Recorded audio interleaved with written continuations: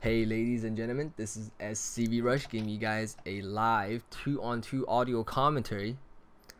My partner today is going to be a user who signed up on our forum for our weekly Play with One Man Zerg and SCV Rush series. Yes, I am. You guys can all go and sign up and play with us weekly.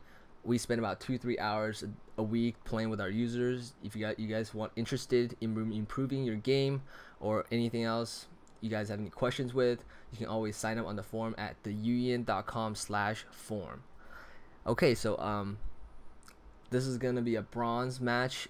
It's in placement, and in this game I'll be going over some basic micro some ways to stop cheese attacks like Zergling Rush, like a 6 pool, or Baneling Rush. So that'll be at the end of the video. You got it's gonna start the game right now. So by building a supply depot too late. It's cool. Yeah, Oops. you don't want to do this. You do not want to get supply locked. I built my SCV one too late because I was too focused on So on this map there's one entrance to your main base, so you want to kind of block off, at least partially, your main base and build a supply depot in the back of your base. After that, okay, we see a Zerg standard pool. That's pretty important to know because then he's not doing anything crazy. Zergs are crazy, man. They do anything, they do everything. Like, oh, double Zerg. That's, wow, he has a Zergling already. That's crazy. Does? Yeah, he has 4 Zerglings. So what you want to do in this situation is to block off your entire ramp, like so. Here, watch. I got the rest. Just get a marine out. Okay. Just build a marine out, and then we're good. Okay. So you want to stop all production because your enemy is going for some kind of all-in rush, you know.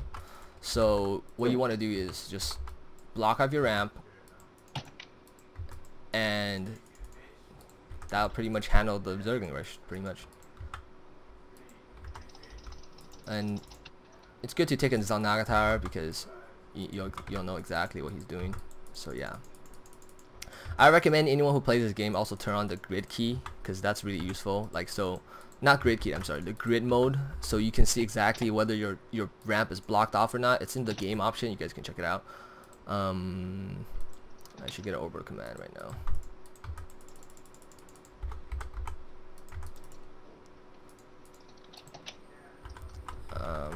I'm not sure know what they're doing. They should be attacking us soon. Maybe they're massive. Oh yeah, maybe, I don't know. Or they're attacking our back of our base, which I should scout right now. Yeah, always build something there, and maybe put a tank here if you're Terran. Yeah, they're attacking the back. Those fuckers. Yeah, we should be okay, you know. We scout that. See, the point is to scout the enemy doing this, and once you scout it, they're done, you know. There's really nothing they can do. Like, this thing, by the way, a destructible rock has 3 armor, so it takes forever for Zerglings to actually down that thing. That's something interesting, you know. You want to down it with like marauders or something. So yeah, they are making a big mistake attacking this. And then, like, right now at this point, you know that you have a tech advantage because you're just massing Zerglings. You can either, number one, go mass expand, like you can expand and put a bunker down in front of you, or oh, actually I can't attack those. That's odd. Oh, he has more Zerglings coming. Yeah, and then either that or you could tech for banshees. You know, whatever you want really. At this point, like, they're pretty behind in technology. They're like in the dark ages where, like, oh, I attacked the rock myself. That's pretty fail. Yeah, it's not exactly pleasant to play on 24 frames a second. So I'm going for a double starport, and that's, uh-oh, we're gonna meet in the front. Let's bring our troops to the front. Okay, you see how they're attacking my supply depot? You want to just bring like 2-3 SCVs and just repair that thing, because that's pretty much how you deal with it. I got it, so yeah. Okay. And like, because Zerglings can't really, okay, yeah, I see them exactly where they're at, so that's perfect.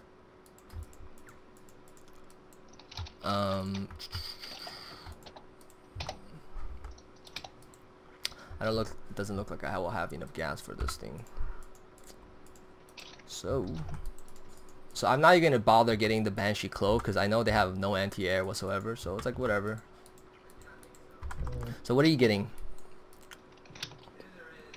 Just. What do you want to get? Just now. You're getting whatever, because you know we could win with whatever right now at this point. Yeah, good. So yeah, just gonna.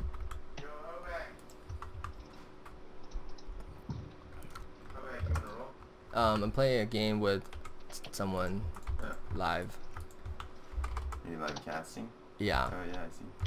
That's great. Hoback can go on the audio commentary as well. It'd just be funny. This is one man Zerg talking. He's a douchebag. So. This is correct. Double Zerg is it double Terran versus double Zerg? Yeah, and they try to early rush us, and I just kind of fend that off. So my macro is absolutely terrible, guys. Don't try to learn it. Yeah, playing at choppy frame per second is partially the reason. But pretty much, yeah, if you scout that Zergling coming, you want to wall off your base as fast as possible and put a supply depot here just in case, you know. Okay. I have too much minerals, unfortunate. Oh boy. Yeah, this guy doesn't have any anti-air because he spent all his money making Zerglings early game. So where's his queen? Well, his queen is about to get owned by my 2 Banshees. That's what's gonna happen. Oh, GG. GG. Please. One man Zerg says GG before the game ends. What a bad manner player. I'm just playing. Yeah, this is how you pretty much counter a mass Zergling style rush. So yeah, at this point the game's kind of over. So I'm gonna be going over some Q&As by this player and some of the questions that we have on our forums. So the first question is, how do we fend off a fast cheese Zergling or zealot rush by the enemy? Because it seems like in the Bronze League there's a lot of people who loves doing some kind of proxy or some kind of early attack because it doesn't require too much skills to pull that off. And the question or the answer to that question is that you need to be able to scout it. So what you have to do is you have to send an SCV early, around 9 or 10 SCVs, when most likely when you build your supply depot or your pylon or whatever. And if you see it coming, you need to immediately cancel all type of tech buildings, like I don't know, refinery or building too many SCVs. You want to just make as many units as possible and get into a defensive stance, like putting down a bunker or maybe even putting down a forge. That's very helpful in defending a Reaper rush for later, because if someone's doing a super early cheese, chances are he won't have the economy to keep up with you mid game. So as long as you could win that early, defend your base early game, you have a really good chance of winning later in the game. So don't be afraid to cancel, say, your factory or your other random stuff, like upgrading your orbital command to block off your ramp. That's perfectly fine. The second question is, how do you stop a Baneling bust as a Terran player? This very specific Terran question. It's very simple. It is, this type of strategy works if you don't scout it. But if you scout it, it's very simple. Just put like 2 more bunkers behind your supply depot and you're just be done. You know, like Baneling does 80 damage to buildings. To take down like 2 supply depots and then 2 more bunkers in back of it, it's gonna take like 12 Banelings. And that's just not feasible for a Zerg player, and he wasted all these resources on the Baneling nest and then upgrades and all the other random stuff, where you will come out ahead. You might want to just harass him with Banshees later on and just take the game. So the most important thing is scouting. Scouting is one of the most important thing for Terran, since Terran has the worst scouting out of all of them. Yes, we do have scanner, but the energy on the orbital command is to compensate for other races' abilities like Chrono Boost and Larva. So don't use scan that often unless it's really necessary. Always try to scout with your SCV early and then captures all Naga towers. Even fly a barrack to the enemy's base or a factory if you're teching. That's usually free and they don't usually die that often. So I'm gonna be doing a scouting video on Terrans and Zerg. We're looking for a Protoss commentator, but we're not able to do that so far. So, but you know, we're constantly looking for other commentators for our website. The third question for our user is how to macro. What are the most fundamental Terran player macro mechanics you should master instead of all of these things? I know Day9 and all of these very high level respective commentators tell you, oh, don't queue up your SCVs, or you know, try to do all of these things at once, micro your things and build things.